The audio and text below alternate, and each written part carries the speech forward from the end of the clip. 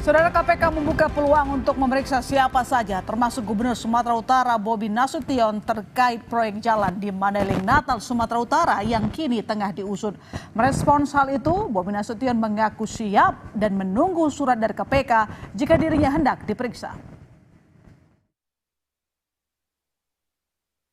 Gubernur Sumatera Utara Bobi Nasution memastikan ia siap diperiksa KPK jika diperlukan. Hal ini diungkap oleh Bobi merespons penangkapan anak buahnya Kadis PUPR Provinsi Sumatera Utara Topan Ginting atas kasus dugaan korupsi proyek jalan di Mandailing Natal, Sumatera Utara. Bobi menyebut ia tinggal menunggu surat dari KPK jika memang harus diperiksa. Kan kemarin juga sudah jelas ya, kalau ada aliran dana ataupun kalau butuh keterangan, saya sampaikan kemarin, jangankan gubernurnya, semua ASN, semua yang memang kalau perlu memberikan keterangan yang dipanggil harus siap. Semua bupati, semua ASN, kalau perlu dipanggil, panggil silakan. Apa udah ada panggilan dari KPK? Ada surat panggilan dari KPK, Pak? Ya jangan tanya saya. Dari Mas Budi bagaimana, Pak? Ya jangan tanya saya. Pak Budi, apa udah menerima surat dari KPK? Nanya dulu udah dikirim atau belum, masa jangan tanya saya. KPK membuka kemungkinan memeriksa sejumlah pejabat di Pemprov Sumatera Utara usai operasi tangkap tangan di Mandailing Natal. Juru bicara KPK Budi Prasetyo menjelaskan KPK masih mendalami kasus ini dengan akan memeriksa sejumlah saksi termasuk Bobi Nasution. KPK saat ini masih melakukan analisis dan pendalaman dari pemeriksaan para pihak, baik para tersangka, ya kemarin kita sudah menetapkan 5 orang sebagai tersangka, dan juga pihak-pihak lainnya yang juga diperiksa pasca kegiatan tangkap tangan. KPK akan mendalami dan menelusuri proyek-proyek pengadaan lainnya, termasuk jika diduga ada pihak-pihak lain yang ikut terlibat, ikut berperan dalam pengkondisian proyek pengadaan tersebut. KPK tentu akan memanggil siapa saja sesuai dengan kebutuhan penyidikan. Nanti tentu juga akan didalami keterangan-keterangan yang dibutuhkan dalam penyidikan tersebut. KPK terbuka kemungkinan untuk memanggil pihak-pihak siapa saja. Dosen Ilmu Politik Universitas Sumatera Utara Indra Fausan menyebut kasus yang menjerat Topan Ginting dan 4 tersangka lainnya jadi momentum Pemprov Sumatera Utara untuk membuktikan jika jalannya pemerintahan bisa bebas dari korupsi. Makanya mungkin ada dukungan-dukungan dari elemen-elemen masyarakat untuk penyelesaian kasus ini. Jadi kita melihat ya sebagai sebuah dukungan ya terhadap penyelesaian kasus ini. Itu diselesaikan, saya rasa baik ya, bagus sekali bagi pemerintahan Kota Sumut ya, pemerintahan Provinsi Sumatera Utara. Karena apa? Untuk membersihkan nama mereka juga biar tidak terkait-kait ya. Jadi sehingga kalau ditarik-tarik kan capek juga secara psikologis di pemerintahan provinsi ya, seolah-olah pemerintahan ini korupsi dan lain sebagainya. Alangkah lebih baiknya kalau memang ini menjadi sebuah momentum untuk pemerintah provinsi untuk menyatakan bahwa mereka tidak terkait dengan kasus-kasus tertentu. Sebelumnya KPK menetapkan 5 tersangka atas kasus dugaan korupsi proyek jalan di Mandailing Natal, Sumatera Utara. KPK menyebut kerugian negara atas kasus ini mencapai 231,8 miliar rupiah. Tim Liputan, Kompas TV. KPK menyebut akan memeriksa siapa saja yang terkait pada kasus dugaan korupsi proyek jalan di Mandailing Natal, Sumatera Utara, termasuk Gubernur Sumatera Utara Bobi Nasution. Lantas, apa yang harus dilakukan KPK untuk mengusut tuntas aliran dana proyek jalan di mana Kadis PUPR Topan Ginting yang merupakan orang dekat Bobi Nasution. Selengkapnya kita ulas bersama mantan penyidik KPK Yudi Purnomo dan pengamat politik Universitas Negeri Medan Walid Dirga Surya. Selamat malam Pak Yudi, selamat malam Pak Walid. Malam Mbak, malam Mas Walid. Malam Mbak. Saya ke Pak Yudi dulu kalau begitu. Pak Yudi, Ya. sebagai mantan penyidik, seperti apa Anda melihat potensi KPK memeriksa jajaran Pemprov termasuk Bobi Nasution? Ya, saya pikir dengan banyaknya KPK melakukan penggeledahan pada beberapa hari ini pasca OTT, kemudian ternyata ketika OTT kepala daerah pun juga tidak diangkut oleh KPK karena biasanya kepala dinas PUPR itu merupakan kaki tangan ya, Ya. dari seorang gubernur, kemudian juga merupakan orang yang diperintah ya, tanpa ada kehendak sendiri ya untuk bisa mengumpulkan uang dari proyek-proyek infrastruktur. Karena kita tahu anggaran paling besar kan ada di infrastruktur. Kalau misalnya di daerah, maka saya melihat ya KPK belum menemukan bukti pada saat OTT yang pertama kemarin. Oke. Seperti itu Mbak. Jadi saya pikir kemungkinan pemeriksaan terhadap Gubernur Sumatera Utara yaitu Mas Bobi itu sebenarnya sangat terbuka lebar karena baik itu secara formil maupun secara material seperti itu Mbak. Jadi saya berharap KPK tetap independen ya kan.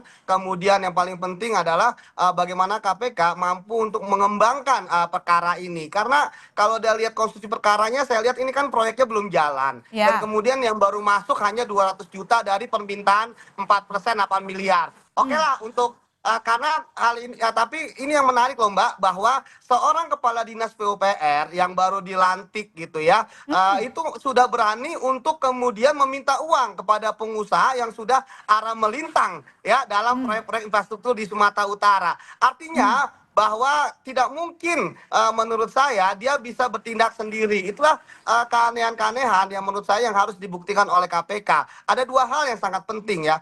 Pertama perintah kepada kepala dinas PUPR ini. Siapa yang memerintahkan dia untuk mengumpulkan uang sebanyak itu. Kemudian kedua yang paling penting adalah bagaimana aliran-aliran uang melalui follow the money itu mampu untuk bisa diterapkan. Jangan sampai KPK menerapkan sistem makan bubur gitu ya dari samping, tapi kemudian ke tengahnya enggak kan begitu. Oke.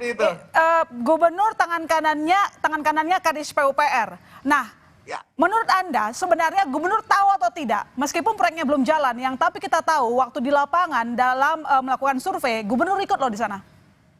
Ya, kalau secara proyek, secara anggaran, gubernur pasti tahu lah. Tadi saya katakan kan itu secara formil. Tapi sekarang kita akan melihat secara materi, Mbak. Ya, seperti tadi saya sampaikan, Mbak. Saya punya banyak sekali pengalaman operasi tangkap tangan di Sumatera Utara ya. Beberapa bupati, wali kota saya tangani. Itu pasti satu paket, sepasang gitu kan. Antara kepala dinas PU dan juga kepala daerahnya. Kalau dalam kasus ini kan unik dan menarik. Tapi saya pikir ada yang saya katakan bahwa saya masih tetap mendukung KPK ya. Saya pikir mereka harus mengembangkan perkara ini, jangan sampai hanya sampai di kepala dinas PU. Seperti itu Mbak. Ya, pemeriksaan Gubernur Sumatera Utara terbuka lebar. Pak Walid, anak buahnya terjerat korupsi, Bobi Nasution juga terimbas. Bagaimana Anda melihat dampak politik hingga kepercayaan masyarakat terhadap Bobi Nasution selanjutnya? Iya, tentu begini Mbak ya, bahwa hari ini masyarakat juga akan berasumsi banyak ya, asumsinya tentu juga liar. Karena memang seperti tadi juga disampaikan bahwa ini Kadis PUPR adalah salah satu orang yang dekat dengan gubernur. Tapi saya kira memang secara politik ya tentu Bobi Nasution sebagai gubernur ini dalam konteks ini ya tentu dirugikan dengan kondisi hari ini. Tapi balik seperti yang disampaikan oleh Mas Yudi tadi bahwa sebagai bagian dari komitmen juga dari statement yang disampaikan oleh gubernur bahwa dia akan ikut aktif dalam memberikan keterangan jika dibutuhkan. Saya kira itu penting. Kalau memang kemudian Bobi ingin mendapatkan kepercayaan masyarakat Sumatera Utara kembali bahwa memang tidak ada kaitan dengan konteks korupsi yang dilakukan oleh Kadis PUPR, tentu nanti keterangan yang diminta oleh KPK itu saya kira Pak Gubernur itu harus ikut gitu ya. Artinya aktif lah untuk memberikan keterangan. Ini saya kira dengan apa yang disampaikan oleh Pak Bobi kemarin misalnya di beberapa siaran pers ya dengan mengatakan bahwa akan siap jika dipanggil kemudian juga menyampaikan bangunan tetap berjalan, saya kira itu secara normatif itu adalah bagian dari upaya beliau juga untuk membangun atau memastikan bahwa dampak politiknya tidak terlalu kesiapan gubernur ingin diperiksa, apakah otomatis bisa mengembalikan citra yang baik? Karena belum lama menjabat, memerintah di Sumut, tiba-tiba ada kasus korupsi. Bukankah ini bisa merusak citranya dan membuat masyarakat di Medan, Sumatera Utara tentu saja tidak percaya lagi kepada gubernurnya? Ya saya kira itu semua punya potensi Mbak ya, karena apalagi memang kita tidak bisa pungkiri bahwa ada residu-residu pilpres ya, residu-residu kekuasaan dalam konteks hukum ini. Itu juga tentu akan berdampak kepada gubernur. Tapi ya perlu diingat juga, secara objektif ya, saya juga sebelumnya di Kota Medan ya, di Kota Medan sendiri waktu Pak Bobi itu menjadi wali kota, itu ada satu juga orang dekatnya yang pada waktu itu ada mendapatkan semacam gratifikasi istrinya itu, kalau bisa dicek jejak digital itu ada, itu dicopot juga. Dan kemudian di provinsi saya kira ada 2 kadis sebelumnya yang kemudian sudah ditersangkakan, dan hari ini adalah orang dekatnya. Saya kira kalau gubernur hari ini bertubi-tubi seperti itu, sejumlah kasus, ini bukan kali pertama untuk kepala daerah Sumatera Utara kena kasus begitu loh. Apakah ini tidak menggerogoti kepercayaan publik terhadap Bobi Nasution? Makin liar gitu. Tentu ini akan berdampak terhadap kepercayaan publik. Maka dari itu saya sampaikan tadi, dengan komitmen gubernur kita ingin lihat ke depan ini, dan tentu juga kita dorong KPK, ayo buka seluas-luasnya. Kemudian tadi juga lihat sudah dilakukan juga penggeledahan dan lain sebagainya, ya tentu diikuti kasus ini. Dan kalau kemudian komitmen gubernur ingin tetap kemudian aktif untuk memberikan keterangan dan sebagainya, saya kira itu akan bisa membangun kembali kepercayaan publik. Ya secara politik tentu seperti itu. Maka saya kira itu menjadi bagian yang penting juga bagi gubernur sekarang atau Pak Bobi, seperti itu. Oke, Pak Yudi, ini kan hubungan Bobi dengan Topan Ginting cukup dekat begitu. Apakah hubungan dekat ini bisa menjadi bahan pertimbangan juga bagi KPK untuk segera memanggil Bobi Nasution? Oh, tentu saja, Mbak. Ya kan, walaupun ada asas praduga tidak bersalah ya, tapi kan penyidik menemukan link-linknya lah, matching gitu ya. Tadi saya katakan bahwa ini kan kasus ini kan baru OTT-nya saja yang terungkap di KPK. Kita berharap kasus ini akan berkembang. Dari pengalaman saya, bahwa dari kasus OTT yang hanya ratusan juta itu bisa menjadi ratusan miliar. Dari yang hanya kepala dinas bisa jadi sampai kepala daerah. Itu kan semua tergantung pembuktian. Dan tadi saya katakan, Mbak, bahwa tentu ada hipotesis dan logika seperti yang saya katakan. Jadi saya berharap bahwa ke depannya ketika KPK memanggil Gubernur Sumatera Utara, itu bukan hanya sekedar terkait dengan penganggaran, bukan hanya terkait dengan kedekatan, bukan hanya terkait hubungan atasan bawahan, bukan hanya terkait dengan kenal dengan pengusaha dan sebagainya, tetapi juga terkait dengan material, Mbak. Karena memang, Mbak, kalau dalam kasus ini saya melihat bola itu ada di tangan Topan, ya. Karena kasus-kasus kepala daerah dan kepala dinas PUPR biasanya perintahnya adalah perintah lisan. Hal ini terbongkar ya karena kepala dinas PU-nya mau ngomong siapa yang memerintahkan, begitu kan, dan lain sebagainya. Jadi inilah yang menurut saya bahwa apakah Topan mau menjadi justice kolaborator atau tidak untuk membongkar kasus ini. Oleh karena itulah maka KPK harus menggali, tadi saya katakan, jangan hanya kasus ini, cek ke belakang, misalnya proyek-proyek yang lain di dinas PU, bahkan sampai di proyek-proyek yang ada di Kota Medan ketika yang bersangkutan menjabat.